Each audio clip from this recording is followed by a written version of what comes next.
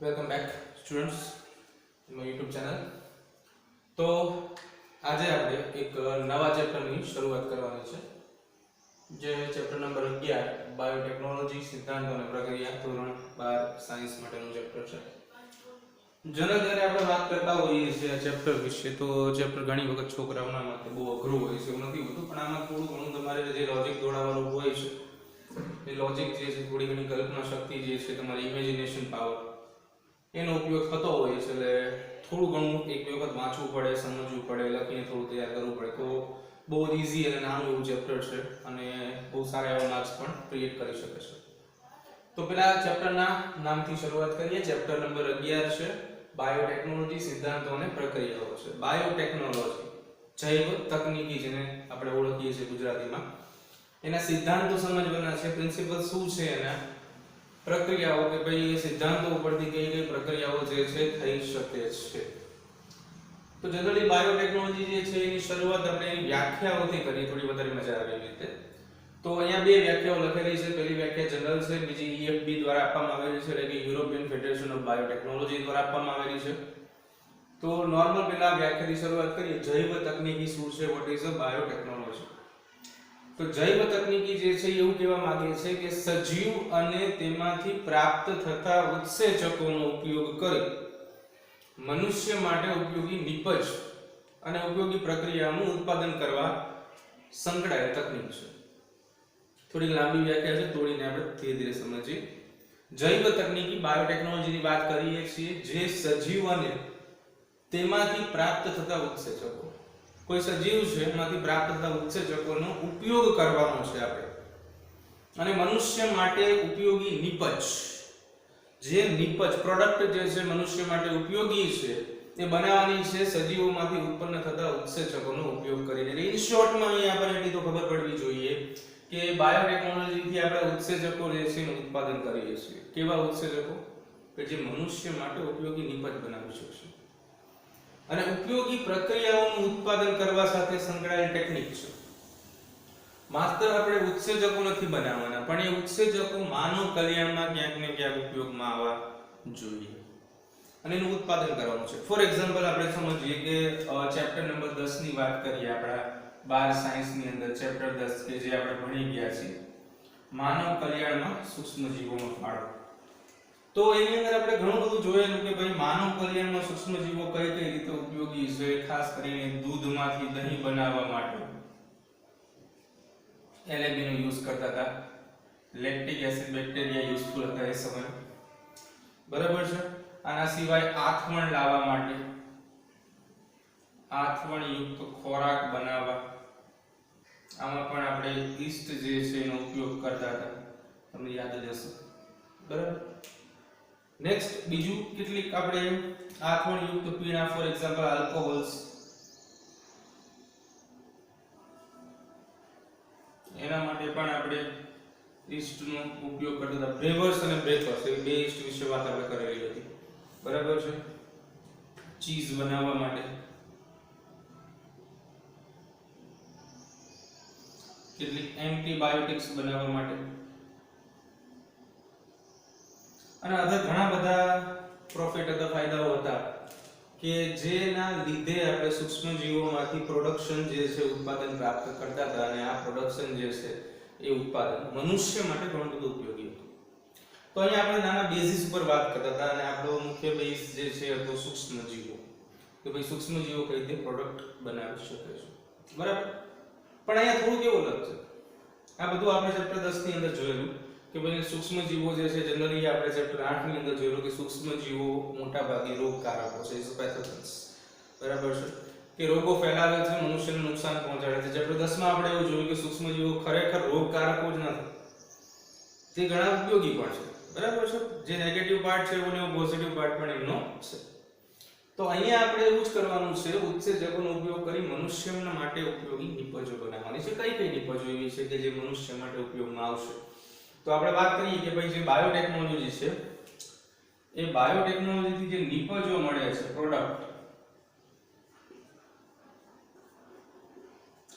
Products, કઈ કઈ નિપજો આપણે બનાવી છે? ફર્સ્ટ ઓફ ઓલ સૌથી વધુ માત્રામાં આપણે પ્રોટીન જે છે એનું સર્જન કરતા હોઈએ છીએ, ઉત્સેચકો બનાવીએ છીએ, અંતઃસ્ત્રાવો બનાવીએ છીએ, વિટામિન્સ બનાવીએ છીએ, બરાબર છે। આના સિવાય અન્ય ઘણા બધા જૈવિક દ્રવ્યો, એન્ટીબાયોટિક્સ, આ બધાનું સર્જન જે છે આપણે બાયોટેકનોલોજી દ્વારા કરશું। એટલે બાયોટેકનોલોજી ઘણી બધી વાઇડ બ્રાન્ચ છે અને ઘણી બધી માત્રામાં આપણે ઉત્પાદન જે છે એ પ્રાપ્ત કરવાનું છે, ઘણું અલગ અલગ પ્રકાર। તો આ સૌથી પહેલા સામાન્ય વ્યાખ્યા હતી। બીજા નંબર ઉપર વ્યાખ્યા જોઈએ EFB European federation of biotechnology શું કહે છે, તો શું વ્યાખ્યા આપેલી છે। તો અકોર્ડિંગ ટુ EFB જઈએ તો નિપજો અને સેવાઓ માટે પ્રાકૃતિક જીવ વિજ્ઞાન, નિપજોની વાત છે, સેવાઓ, નિપજો પ્રોડક્ટ જે મનુષ્યમાં ઉપયોગી છે, સેવાઓ એટલે કે સેવાનો અર્થ આપણે એવો લેવાનો છે કે જે નિપજનો ઉપયોગ કરીને મનુષ્યની જે ક્રિયાવિધિઓ છે અથવા તો એનું જીવન જે છે એ વ્યવસ્થિત થઈ શકે। ફોર એક્ઝામ્પલ આપણે વિચારીએ કે આટલું બધું આપણે અહીંયા 6 જેવી નિપજો લખેલી છે, ઓછી લખેલી છે, આના સિવાય પણ ઘણી બધી પ્રોડક્ટ જે છે બાયોટેકનોલોજીથી ક્રિએટ થાય છે, બને છે। ફોર એક્ઝામ્પલ આપણે વિચારીએ કે ભાઈ અંતઃસ્ત્રાવથી આપણે શરૂઆત કરીએ, અંતઃસ્ત્રાવ છે તો આપણે આગળ જોશું કે ઘણા બધા અંતઃસ્ત્રાવો જે છે એની ઉણપથી ઘણી બધી સમસ્યાઓ જે છે માનવ શરીરમાં થતી હોય છે। એની અંદરનો એક છે ઇન્સ્યુલિન, ડાયાબિટીસ માટે। તો કદાચ ઇન્સ્યુલિનની ઉણપ થાય તો વ્યક્તિને ડાયાબિટીસ થાય, આપણે જાણીએ છીએ મધુપ્રમેય રોગ છે। તો વિચારો કદાચ આવો અંતઃસ્ત્રાવ જે છે બાયોટેકનોલોજીથી ન બનતો હોય તો એની ઉણપ આપણે દૂર કરી શકીએ નહીં।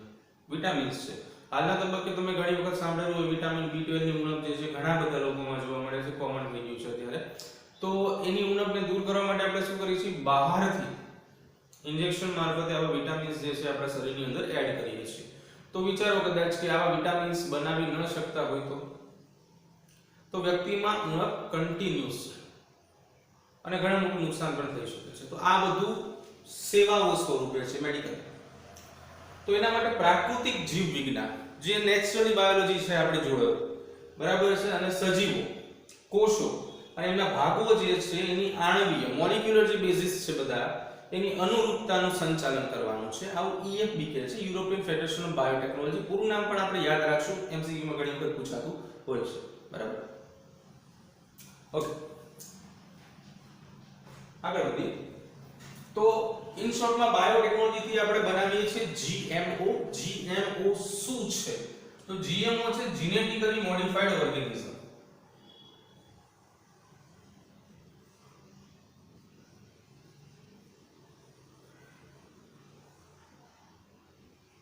It's called a GMO, genetically modified organisms। ગુજરાતીમાં આપણે જેને કહીશું જનીન પરિવર્તિત સજીવો, જનીન પરિવર્તિત સજીવો કે જેના જનીનની અંદર આપણે પરિવર્તન, ચેન્જ લાવ્યા છે, શું લેવા, આપણા પ્રોડક્શન માટે, આપણા ફાયદા માટે, એને આપણે GMO તરીકે ઓળખશું। GMO માં બે પ્રકારના GMO હોય, આપણે GMO ની અંદર એનિમલ્સ પણ બનાવીએ છીએ અને પ્લાન્ટ્સ પણ બનાવીએ છીએ, જીનેટિકલી મોડિફાઈડ એનિમલ્સ અને જીનેટિકલી મોડિફાઈડ પ્લાન્ટ્સ, બરાબર છે। બીજું કે અહીંયા ઇન વિટ્રો એક એવો શબ્દ તમને આપ્યો છે, ટેસ્ટ ટ્યુબ બેબી। આ શબ્દ બહુ જ અગત્યના છે, બંને ખાસ એટલે આપણે ધ્યાનમાં લેશું। First of all we are discuss about vitro અને પછી આપણે વાત કરશું વિવો। લેટિન શબ્દ છે બંને। વિટ્રો એનો અર્થ એવો થશે ઇન અ ગ્લાસ, કાચની અંદર, પ્રયોગશાળાની અંદર થતી પ્રક્રિયાઓ। એટલે કે ઇન શોર્ટમાં જ્યારે શબ્દ આવે ઇન વિટ્રો અને બીજો શબ્દ આવે ઇન એક્સ વિટ્રો, તો આ બંનેનો અર્થ લઈએ એવી રીતે Vivo, in a living medium કહેવાય આને, જીવંત અવસ્થા અથવા તો માધ્યમની અંદર પ્રક્રિયાઓ થતી હોય ત્યારની વાત છે। તો first of all in Vivo વાત કરશું અને ધેન એક્સ વિવો વાત કરશું। તો ઇન વિટ્રો મીન્સ પ્રયોગશાળાની અંદર, એક્સ વિટ્રો પ્રયોગશાળાની બહાર। અથવા ટેસ્ટ ટ્યુબની બહાર, અને ગ્લાસ મીડિયમ એટલે આ મીડિયમની વાત છે, એને ગ્લાસ જે વાત કરી છે આપણે. Same to same in vivo એટલે કે લિવિંગ જીવંત પ્રણાલીની અંદર જીવંત માધ્યમમાં કામ કરીએ છીએ, આને કહેવાય જીવંત પ્રણાલીની બહાર. તો આ બે શબ્દ બાયોટેકનોલોજી માટે ખૂબ યાદ રાખવા જરૂરી બનશે મિત્રો.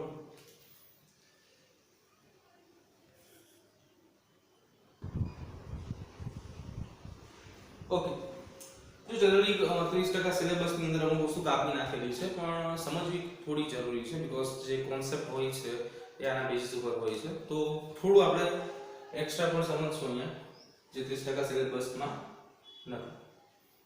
ઓકે, ચાલો. સૌથી પહેલા એક શબ્દ આપણે સમજવાના છે, અમુક શબ્દ અહીંયા સમજવા જરૂરી છે. એમાં પહેલો શબ્દ આપણે સમજશું પ્લાઝમિડ. પ્લાઝમિડ શું છે?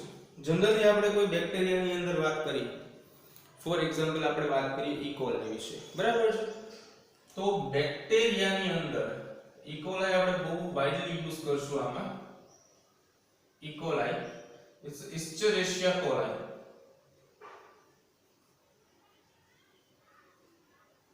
માનવ આંતરડાની અંદર જોવા મળતા બેક્ટેરિયા છે. વિટામિન કે અને વિટામિન B12 નું સંશ્લેષણ કરવાનું કામ આ મિત્ર બેક્ટેરિયા ઇકોલાઈ ઇસ્ચેરેશિયા કોલાઈ કરશે. તો ઘણા બેક્ટેરિયાની અંદર આપણે ઘણી વખત સાંભળેલું છે, ધોરણ 11 માં પણ કોષવાળા ચેપ્ટરમાં જોયેલું છે કે કોઈ પણ બેક્ટેરિયલ કોષ હોય, ફોર એક્ઝામ્પલ કે આ એક બેક્ટેરિયલ કોષ છે, તો એ બેક્ટેરિયલ કોષની અંદર શું હોય કે એક સામાન્ય ડીએનએ આવેલું હોય.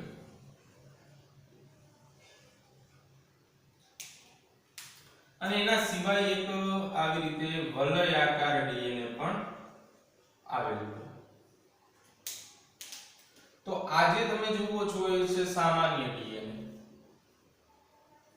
અને આજે તમે જુઓ છો એને કહેવામાં આવે વલયાકાર ડીએનએ. વલયાકાર ડીએનએ નું બીજું નામ છે પ્લાઝમિડ, સર્ક્યુલર ડીએનએ. પ્લાઝમિડને ઘણી અલગ અલગ મેથડથી દર્શાવી શકાય છે. એક મેથડ આપણે અહીંયા દર્શાવેલી છે કે ભાઈ ફોર એક્ઝામ્પલ આવી રીતે દર્શાવી શકાય. બીજું ઘણી વખત તમે જોશો તો આમ પણ દર્શાવી શકાય છે. ખોટું એ કંઈ નથી, બધું સાચું જ છે. તો તમે જે કઈ મેથડનો યુઝ કરતા હોય છે એ મેથડનો યુઝ કરીને તમે પ્લાઝમિડ દર્શાવી શકો છો. સેકન્ડ નંબર ઉપર બીજો એક શબ્દ આપણે સમજવાનો છે કે જેનું નામ છે આરડીએનએ, એટલે કે રિકોમ્બિનન્ટ ડીએનએ. ગુજરાતીમાં જેને આપણે નામ આપશું પુનઃ સંયોજિત ડીએનએ. રિકોમ્બિનન્ટ ડીએનએ શું છે, પુનઃ સંયોજિત ડીએનએ શું છે, આ સમજવાનું છે આપણે. થોડુંક બીજું જોઈએ, બરાબર? આ સમજતા પહેલા આપણે બીજી વાત કરીએ.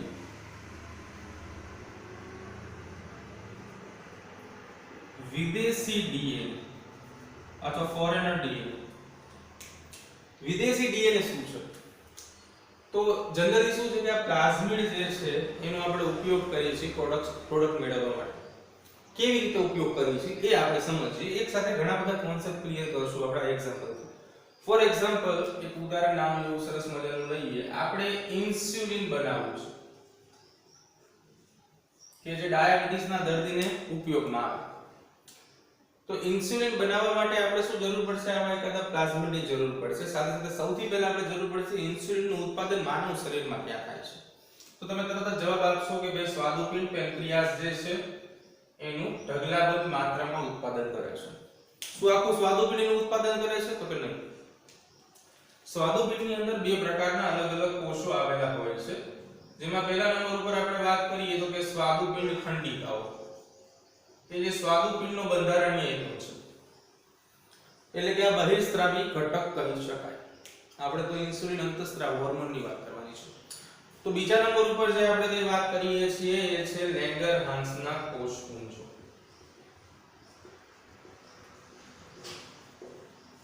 તો લેંગરહાન્સના કોષપુંજો અંતઃસ્ત્રાવી એકમનો ભાગ છે. લેંગરહાન્સના કોષપુંજોની અંદર આલ્ફા, બીટા, ડેલ્ટા જેવા ઘણા બધા કોષો આવેલા હોય છે. અહીં આપણે બેની જ વાત કરીએ, થોડું લાંબુ નથી કરતા, આલ્ફા અને બીટા. તો એની અંદર જે બીટા કોષો છે એ ઉત્પન્ન કરશે ઇન્સ્યુલિન. તો સૌથી પહેલા આપણે શું કરશું? તો બીટા કોષો જે છે એ બીટા કોષોની અંદર રહેલા જનીન દ્રવ્ય જે છે અથવા તો ડીએનએ ના ટુકડાઓ છે એને અલગ કરવા પડશે આપણે. ફોર એક્ઝામ્પલ કે આ બીટા કોષો છે,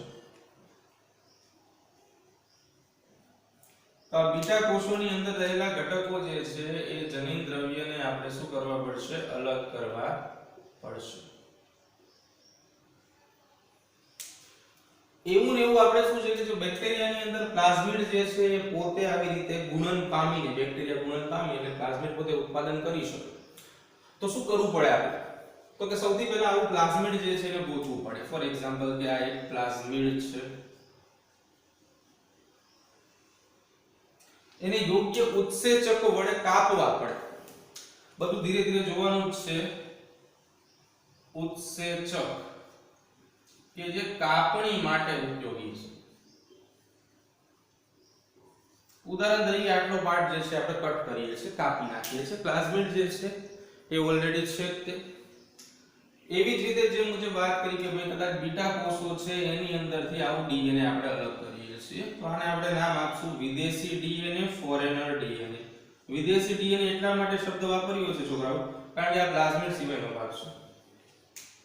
વિદેશી ડીએનએ માંથી પણ આટલો ટુકડો જે છે આપણે કાપી નાખીએ. સેમ ટુ સેમ એવા ઉત્સેચકનો ઉપયોગ કરવાનો છે જે કાપણી માટે જવાબદાર છે. હવે શું કરીએ છીએ? આનો ટુકડો કાપી નાખેલો છે, સૌથી પહેલા પ્લાઝમિડનો ટુકડો કાપી નાખેલો છે, તો પ્લાઝમિડ જે છે એ કપાયેલું પ્લાઝમિડ તમને આવું લાગશે, like this cutting. આ ટુકડાને ત્યાં જોઈન્ટ કરવાનો છે. જોડવા માટે પણ કેટલાક ઉત્સેચકો આપણે વાપરશું. એટલે યોગ્ય ઉત્સેચકનો ઉપયોગ કરો. કેવા યોગ્ય ઉત્સેચકનો ઉપયોગ અહીંયા આપણે કરવાનો છે? તો જે ઉત્સેચક જોડાણની ક્રિયા કરી શકે, જોડી શકે તેવા ઉત્સેચક. મિત્રો દુનિયા જે રહી ને એ આના જેવી જ છે. કાપવા વાળા ઉત્સેચકો તમને દુનિયામાં ઢગલા બંધ મળશે, પણ જોડવા વાળા ઉત્સેચકો ની બહુ ઓછા મળશે. બરાબર? ઘણું સમજી શકાય છે એક વાક્ય પરથી. તો કહેવાનો અર્થ એવો થાય કે એક વિદેશી ડીએનએ અને એક પ્લાઝમિડ આ બંનેને જોડીને આપણે જે ડીએનએ બનેલું છે ને, આ ડીએનએ ને નામ આપશું આપણે આરડીએનએ, રિકોમ્બિનન્ટ ડીએનએ, પુનઃ સંયોજિત ડીએનએ. તો what is a recombinant DNA? તો કે પ્લાઝમિડની સાથે તમે વિદેશી ડીએનએ એટલે કે ફોરેનર ડીએનએ જે છે એને જોડો છો અને આ બંનેથી જે કંઈ નિપજ મળે છે ઇટ્સ કોલ્ડ આરડીએનએ, રિકોમ્બિનન્ટ ડીએનએ, પુનઃ સંયોજિત ડીએનએ. બરાબર? વિદેશી ડીએનએ એવું ડીએનએ છે કે જેના ઈચ્છિત લક્ષણો તમે ઉતારવા માંગો છો.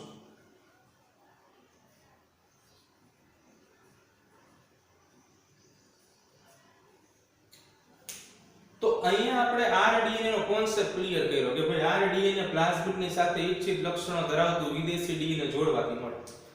આના ઉપરથી બીજી એક વ્યાખ્યા આપણે સમજવાની છે જેનું નામ છે આરડીએનએ ટેકનોલોજી.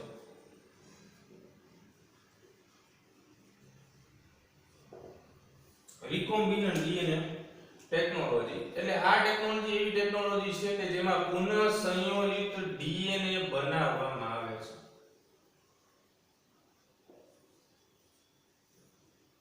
એવી ટેકનોલોજીને આપણે આરડીએનએ ટેકનોલોજી કહીશું. બરાબર? તો અહીંયા હવે આપણે શું કરીશું? તો અહીંયા આપણે જે મુજબ વાત કરી આરડીએનએ બનાવીએ છીએ એને કોઈ યજમાનની અંદર દાખલ કરીએ છીએ. યજમાન, હોસ્ટ. જનરલી યજમાન તરીકે આપણે બેક્ટેરિયાનો વધુ માત્રામાં ઉપયોગ કરતા હોઈએ છીએ.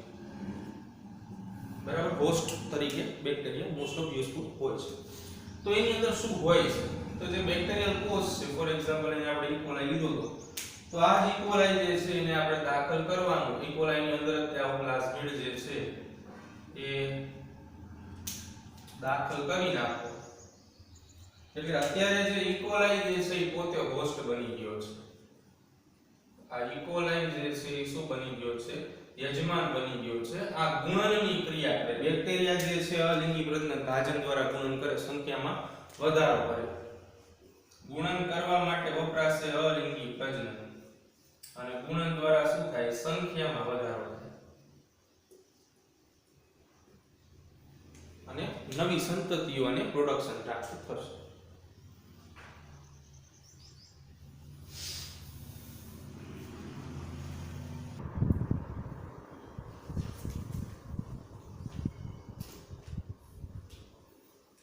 ઓકે, ચાલો.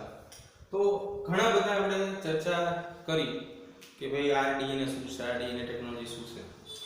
તો અહીંયા બાયોટેકનોલોજી માટે આપણે અમુક ઉપકરણોની જરૂર પડે, સાધનો એટલે શબ્દ સાધનો એટલે કોઈ ઇન્સ્ટ્રુમેન્ટની વાત નથી કરવાની, પણ આપણે અહીંયા જીવંત સજીવોને સાધન તરીકે લેવાના છે. તો ફર્સ્ટ ઓફ ઓલ ઉપકરણોની અંદર વાત કરીએ. RE શબ્દ લખેલો છે અહીંયા. RE means restriction enzymes, restriction ઉત્સેચકો.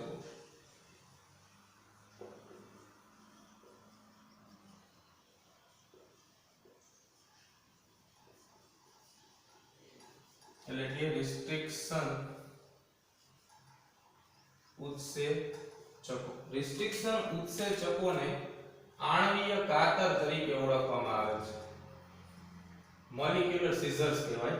આણ્વીય કાતર તરીકે એટલા માટે ઓળખવામાં આવે છે કારણ કે ડીએનએ ની શૃંખલાને ચોક્કસ સ્થાનેથી કાપવાનું કામ કરે. આ બધા મુખ્ય કામ શું છે? ડીએનએ ની શૃંખલા જે છે એને ચોક્કસ સ્થાનેથી કાપવાનું કામ આ બધા કરશે. બરાબર? એટલે આણ્વીય કાતર શબ્દ એટલા માટે વાપરીએ છીએ કારણ કે ડીએનએ ની શૃંખલાને ચોક્કસ સ્થાનેથી કાપે.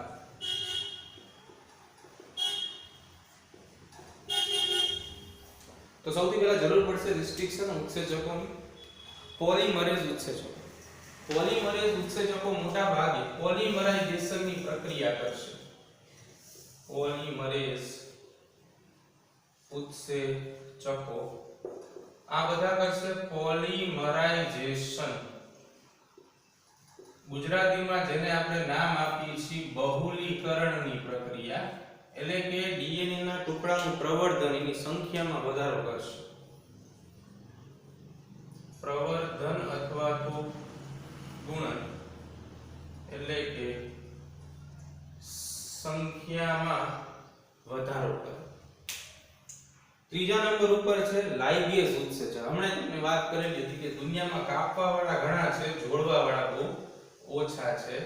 તો આ મિત્ર લાઇગેઝ જે છે એ ડીએનએ ની શૃંખલાને જોડવાનું કામ કરે. હમણાં જે કે આપણે વાત કરી કે ભાઈ જે પ્લાઝમિડ છે એ પ્લાઝમિડને ફોરેન ડીએનએ સાથે એટલે કે વિદેશી ડીએનએ સાથે જ્યારે જોડવું હોય તો એના માટે આપણે વપરાશે લાઇગેઝ ઉત્સેચક. લાઇગેઝ ઉત્સેચકને આણ્વીય ગુંદર કહેવામાં આવે છે. શું નામ આપશું આપણે? આણ્વીય ગુંદર. કેમ કે શું કરે છે? શૃંખલાને જોડવાનું કામ કરે છે. શૃંખલાને જોડ. થર્ડ નંબર ઉપર વાહકો, કેરિયર્સ. સ્થાન એક જગ્યાએથી બીજી જગ્યાએ લઈ જઈ શકતા હોય વાહકો. યજમાન સજીવ હમણાં જ આપણે વાત કરેલી હતી. મોટા ભાગે આપણે એની અંદર વાત કરશું બેક્ટેરિયાની. બેક્ટેરિયા છે, ફૂગ છે, વનસ્પતિ, પ્રાણી, કોષ બધા વાહકો તરીકે ઉપયોગમાં આવી શકે ખરા, પણ અત્યારે આપણે જનરલી બેક્ટેરિયા જે છે એ વધુ માત્રામાં યુઝફુલ કરશું. વાત કરીએ રિસ્ટ્રિક્શન ઉત્સેચકો. સૌથી પહેલા થોડું બોર્ડ પર કાઢવું છે પણ થોડું સમજવું પડશે તમારે. રિસ્ટ્રિક્શન ઉત્સેચકો આણ્વીય કાતર, મોલિક્યુલર સિઝર્સ, ડીએનએ ની શૃંખલાને ચોક્કસ સ્થાનેથી કાપે. તો 1963 ની અંદર 1963 ની વાત કરીએ છીએ આપણે. ઇકોલાઈમાં બેક્ટેરિયોફેજની વૃદ્ધિ અવરોધતા એક ઘટકની શોધ થઈ. ઘણા બધા વર્ષો બાદ, 5 વર્ષ બાદ આને નામ આપવામાં આવ્યું. પ્રથમ રિસ્ટ્રિક્શન એન્ડોન્યુક્લિયસ ઉત્સેચક HindIII. બેક્ટેરિયોફેજ તમે જાણો છો એ મુજબ, અથવા તો ફેજ વાયરસ તરીકે પણ આપણે એને ઓળખીએ છીએ બેક્ટેરિયોફેજને, કે જે બેક્ટેરિયાને ચેપ લગાડે છે. બેક્ટેરિયોફેજ અથવા તો ફેજ વાયરસ બેક્ટેરિયાને ચેપ લગાડતો વાયરસ.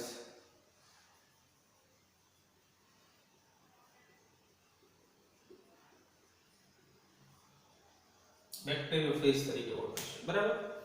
તો HindIII નું કામ શું?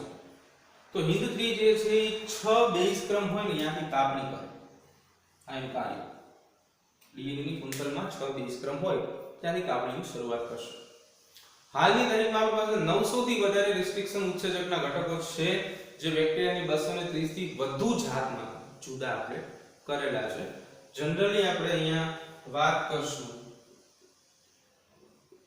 ઇકો R1 વિશે. આ એક પોતે રિસ્ટ્રિક્શન ઉત્સેચક છે. આમાં દરેક ઘટક કંઈક ને કંઈક સૂચવે છે. For example E CO R1 છે, આ રોમન અણુ છે. E તમને એવું દેખાડે છે ઇસ્ચરેશિયા. CO તમને એવું દેખાડે છે કોલાઇન. R એટલે શૃંખલા. જો હવે થોડુંક આપણે 11 સાયન્સ ને યાદ કરી લઈએ મિત્રો, તો એની અંદર સૌથી પહેલું જે નામ હોય ને એ નામ પ્રજાતિનું હોય, એટલે આ પ્રજાતિ દેખાડે છે જીનસ, આ જાતિ દેખાડે છે સ્પીસીસ. R જે છે એ શૃંખલા દર્શાવે છે અને એ શૃંખલાનું નામ છે RY13. અને I જે છે એવું દેખાડે છે ફર્સ્ટ આઇસોલેટેડ, એટલે પ્રથમ અલગીકૃત કરે. તો જનરલી આપણે સૌથી વધારે માત્રામાં રિસ્ટ્રિક્શન એન્ઝાઇમ ની અંદર ઇકો R1 યુઝ કરવાનો છે. તો એક આ ઉત્સેચક છે ઇકોલાઈ, ઇકો R1 રિસ્ટ્રિક્શન ઉત્સેચક છે. એના દરેક ઘટક શું માહિતી આપે છે એ અહીંયા દર્શાવેલું છે. યાદ રાખવાનું, એમસીક્યુ માટે ઘણો અગત્યનું છે.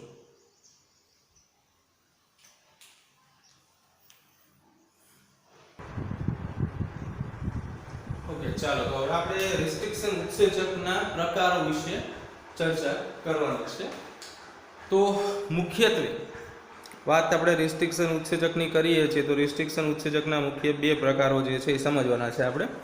પહેલા નંબર ઉપર છે એક્ઝોન્યુક્લિયસ પ્રકારના રિસ્ટ્રિક્શન ઉત્સેચક અને બીજા નંબર ઉપર છે એન્ડોન્યુક્લિયસ પ્રકારના રિસ્ટ્રિક્શન ઉત્સેચક.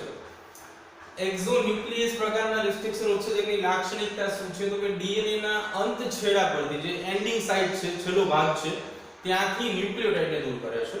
અને અગત્યની વાત શું છે, આરડીએનએ ટેકનોલોજીમાં ક્યાંય પણ ઉપયોગી બનશે નહીં. સેકન્ડ નંબર ઉપર એન્ડોન્યુક્લિયસ, તો કે જે ડીએનએ ની ટૂંકી પેલિન્ડ્રેમિક શૃંખલા છે. આ એક અગત્યનો શબ્દ બનશે આપણા માટે. પેલિન્ડ્રેમિક શૃંખલાનો અર્થ એવો થાય, તમે પહેલેથી વાંચો કે છેલ્લેથી વાંચો સરખી રે. ફોર એક્ઝામ્પલ આ જે પેલિન્ડ્રેમિક શૃંખલા આપણે વિચારી લઈએ કે શૃંખલા આ રીતે છે G A A T T C. તો ફોર એક્ઝામ્પલ કે હું અહીંયા કહી દઉં છું કે આ 5 ડેઝ છેડો છે અને આ શું છે 3 ડેઝ છેડો છે. તો આ રીતે છે, બરાબર છે? ઓકે, તો શું થાય છે કે અહીંયાથી હું વાંચું તો સિક્વન્સ મને શું મળે છે G A A T T C. તો હવે આની પૂરક શૃંખલા બનાવી દઈએ. C આવશે, T T A A અને G આવશે. અહીંયા 3 ડેઝ છે તો 5 ડેઝ આવશે અને અહીંયા 3 ડેઝ આવશે. તો તમે વિચારો કે તમે અહીંયા 5 ડેઝ છેડાથી વાંચો છો તો ફર્સ્ટ ઓફ ઓલ આવે છે G, પછી છે A, પછી છે A, પછી છે T, T and C. અહીંયાથી તમે વાંચો છો G A A T T C.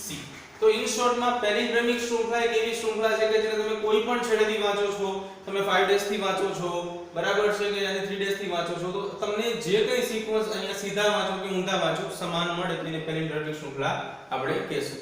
તો પેલિન્ડ્રેમિક શૃંખલાને સૌથી પહેલા ઓળખે છે અને ચોક્કસ જગ્યાએથી કાપે છે, જે આરડીએનએ ટેકનોલોજીમાં અતિશય ઉપયોગી છે, બરાબર?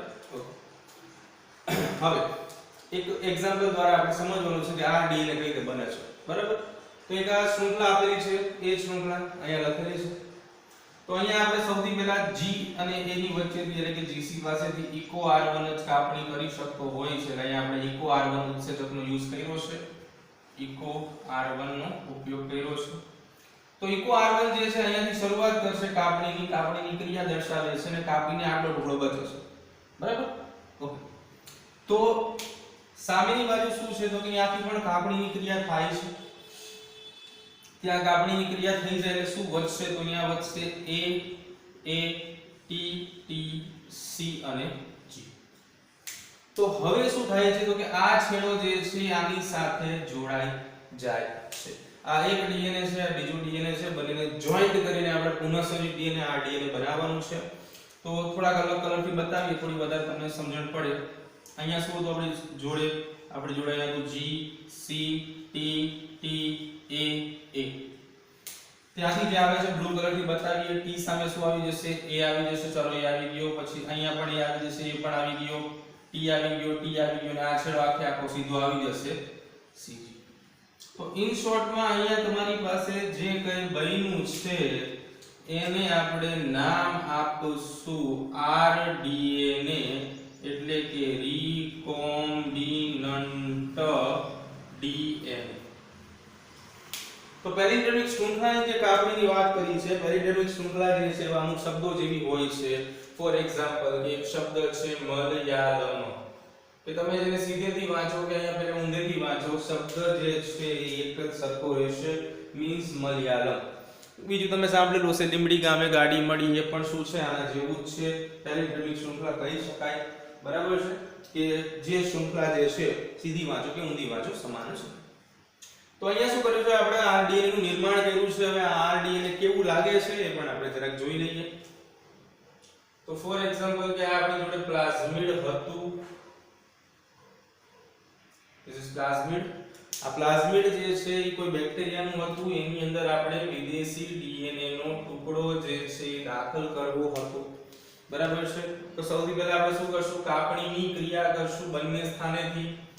તો કાપણીની ક્રિયા કરવા માટે કોનો ઉપયોગ થશે? રિસ્ટ્રિક્શન ઉત્સેચકો. એને આપણે શું નામ આપીએ છીએ? આણ્વીય કાતર.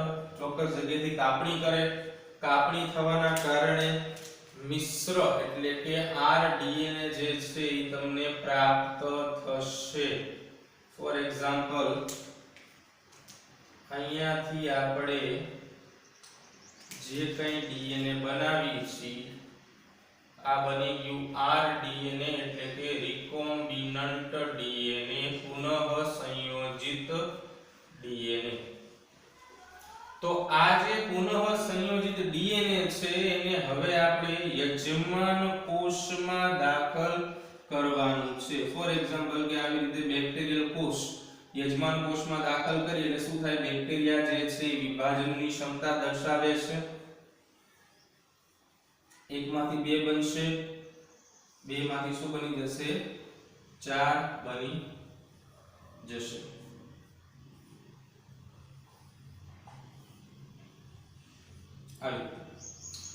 તો દરેકની અંદર શું છે કે આપણે આવી રીતે જે કંઈ પ્લાઝમિડ જે છે એના ફેરફારથી જે કંઈ rDNA બનાવેલું હતું અને જે કંઈ rDNA જે છે એ આપણે દાખલ કરેલું, એ rDNA જે છે એ બધાની અંદર તમને જોવા મળશે. જે શું દેખાડે છે કે બેક્ટેરિયાની અંદર જે કઈ rDNA યજમાન તરીકે આપણે જે બેક્ટેરિયા લીધેલા છે એની અંદર rDNA દાખલ કર્યું છે, એ પેઢી દર પેઢી આગળ વધે છે. તો આવી રીતે શું છે કે ઉત્પાદન પણ આપણે પ્રાપ્ત કરી શકશું.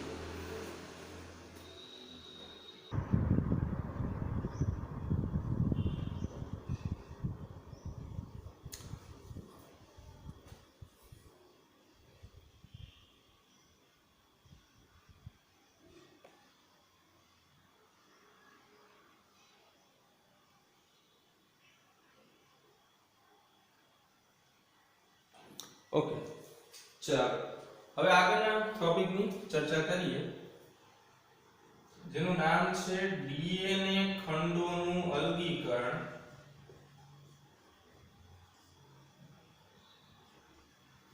અને એનું પૃથ્થકરણ. બીજા શબ્દોમાં જેલ ઇલેક્ટ્રોફોરેસિસ અથવા ખાલી ઇલેક્ટ્રોફોરેસિસ.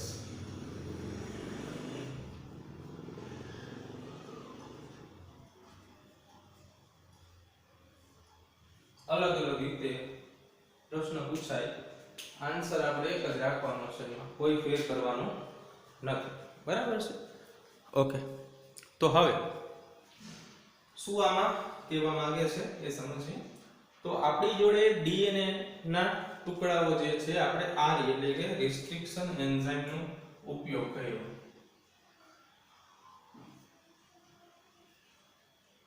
રિસ્ટ્રિક્શન ઉત્સેચક પ્રતિબંધક ઉત્સેચકોનો ઉપયોગ કર્યો.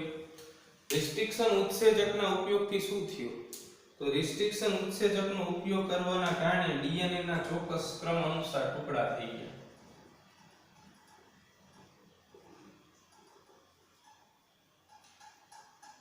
ટુકડાઓ કરે છે અને ડીએનએ ના ટુકડાઓ કરે એટલા માટે આપણે એને નામ આપતા હતા આણ્વીય કાકર. તો આ ક્રિયાવિધિ રિસ્ટ્રિક્શન ઉત્સેચકની હતી. હવે રિસ્ટ્રિક્શન ઉત્સેચકનું કામ કાપવાનું છે, કટિંગ કરવાનું છે. એટલે ધારી લઈએ કે આપણી પાસે આ રીતે બધું જો લિક્વિડ ફોર્મમાં હોય, ટેસ્ટ ટ્યુબ ની અંદર આ ડીએનએ ના બધા ટુકડાઓ છે. પણ હવે આ જે ડીએનએ ના ટુકડાઓ જે છે આ શું છે? ડીએનએ ના ટુકડાઓ છે. આ ડીએનએ ના ટુકડાને આપણે એના કદ અનુસાર અલગ કરવાના છે.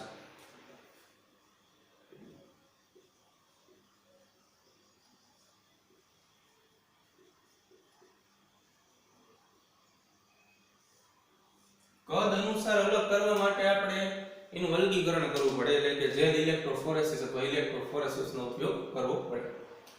તો કદ અનુસાર કઈ રીતે આપણે અલગ કરીએ? જો તો કદ અનુસાર પહેલા તો ભાગલા તો પડવા જોઈએ ને.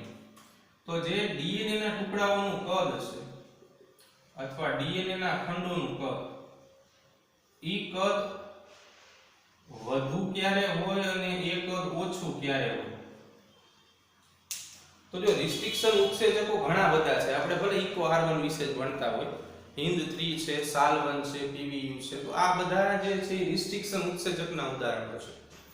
હવે થાય છે શું છોકરાઓ કે રિસ્ટ્રિક્શન ઉત્સેચક જે છે એ અલગ અલગ ક્રમ અનુસાર ટુકડાઓ કરી નાખે. અમુક 4 બેઝ પેરમાં કાપવું, અમુક 6 માં કાપે, અમુક 8 માં કાપે. તો જ્યાં બેઝ પેરની સંખ્યા વધારે હશે ને એનું કદ વધુ હોય, અને જ્યાં બેઝ પેર ઓછું હોય ને એનું કદ ઓછું હોય.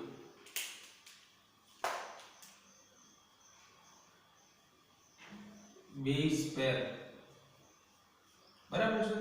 તો એના આધારે આપણે એને અલગ કરવાના છે. કઈ રીતે આપણે અલગ કરશું? તો એના માટે જેલ ઇલેક્ટ્રોફોરેસિસ નો ઉપયોગ કરશું. જેલ ઇલેક્ટ્રોફોરેસિસ માં આવી એક પ્લેટ હોય છે, તકતી જેવી પ્લેટ હોય. આ તકતી જેવી પ્લેટ જે છે એની ઉપરની બાજુ આપણે સૌથી પહેલા એગેરોસ જેલનું માધ્યમ રાખીએ છીએ.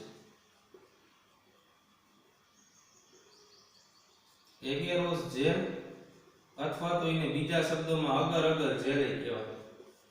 આ એગેરોસ જેલ અથવા અગર અગર જેલ જે છે આ દરિયાઈ રાતીરીલ જેલિડિયમ માંથી મળે. દરિયાઈ રાતીરીલ જેલિડિયમ.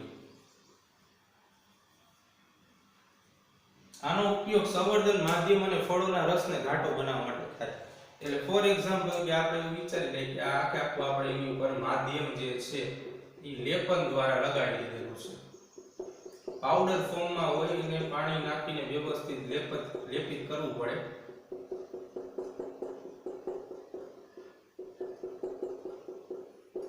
આવી રીતે પછી શું કરવામાં આવે તો કે એમાં કૂપ એટલે કે ખાડા જેવી રચના જે છે ને એ બનાવવામાં આવે. ઉદાહરણ તરીકે અહીંયા આપણે જેટલા સેમ્પલ મૂકવાના છે એટલા ખાડા બનાવી 3 સેમ્પલ રાખીએ. અહીંયા sample A, sample B, sample C. આ કૂપ કહેવાય, ખાડા જેવી રચના. આનો ઉપયોગ શું છે એ આપણે જોઈએ. કૂપ તો કૂપ જે છે ને એનો ઉપયોગ ખાસ કરીને આ જે સેમ્પલ જે છે ડીએનએ ના ટુકડાઓ એને દાખલ કરવા માટે આનો ઉપયોગ થાય. ડ્રોપ વાઇઝ એડિશન કરવાનું હોય, બરાબર છે.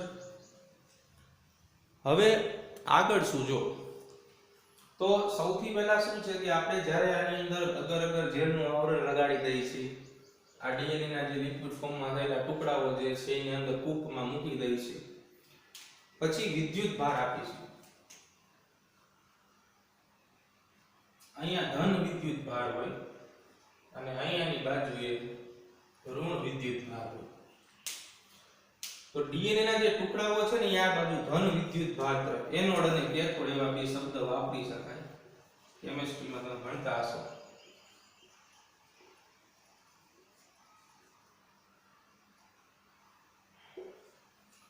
તો શું થાય છે, ડીએનએ ના ખંડો ધન વીજભાર તરફ આકર્ષાય છે કારણ કે ડીએનએ પોતે ઋણ વીજભારિત ઘટક છે. ડીએનએ ના ખંડો ધન વીજભાર તરફ આકર્ષાય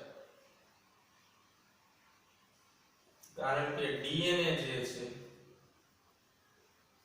ઋણ વીજભારિત છે.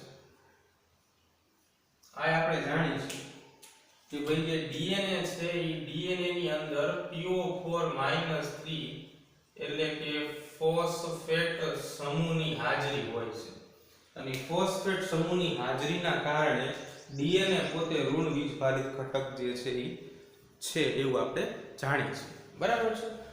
તો શું થાય છે કે ઘટકો જે છે ડીએનએ ના એ બધા આ બધું ધન વીજભાર તરફ આકર્ષાય છે અને અલગ અલગ પટ્ટા આપે.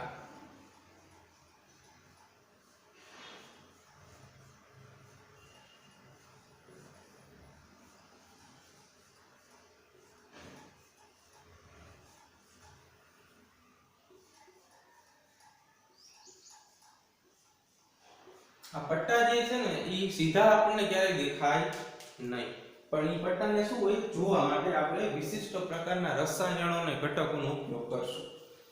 તો આવી રીતે સૌથી પહેલા એની ઉપર ઇથિડિયમ બ્રોમાઇડ નો સ્પ્રે છાંટવો પડે.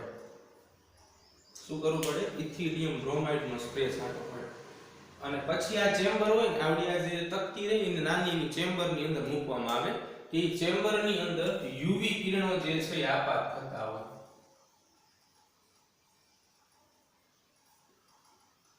યુવી કિરણો અલ્ટ્રાવાયોલેટ રેસ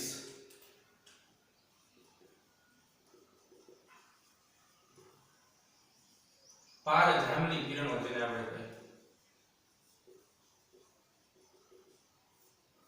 બરાબર.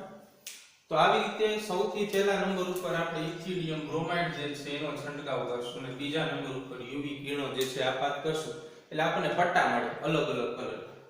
બરાબર. જનરલી જે પટ્ટાઓ જે છે એ પટ્ટાઓ ચળકતા નારંગી રંગના તમને જોવા મળશે. આ જે પટ્ટાઓ જે છે તમને મળે છે એ ડીએનએ ના પટ્ટાઓ. આ પટ્ટાઓ ચળકતા નારંગી રંગના તમને જોવા મળશે. તો અહીંયા જે કઈ પટ્ટાઓ જોવા મળે છે એની લાક્ષણિકતાઓ શું છે? તો જેની ઘનતા વધારે હશે ને એ પટ્ટા જે છે ને એ ઉપર મળશે અને જેની ઘનતા ઓછી હશે એ પટ્ટાઓ તમને નીચે મળશે. એટલે ઇન શોર્ટમાં ઉપરની બાજુએ વધુ ઘનતા ધરાવતા ડીએનએ ના ટુકડાઓ તમને જોવા મળશે અને નીચેની બાજુએ ઓછી ઘનતા ધરાવતા ડીએનએ ના ટુકડાઓ જોવા મળશે. તો આનું કારણ શું છે? તો કે જેનું દળ જે છે વધારે હશે એ ઓછું અંતર કાપશે અને જેનું દળ ઓછું હશે એ વધારે અંતર કાપશે. એટલે તમને તળિયે જે કંઈ ઘટકો જોવા મળે છે એ બધાની ઘનતા જે છે એ કેવી હશે? ઓછી હશે. બરાબર. આવી રીતે આપણે ટુકડાઓ જે છે એને સેપરેટ કરીને પછી કોઈ પ્લાઝમિડ સાથે જોડીને આરડીએનએ બનાવી ઇચ્છિત ઉત્પાદન પ્રાપ્ત કરી શકાય છે.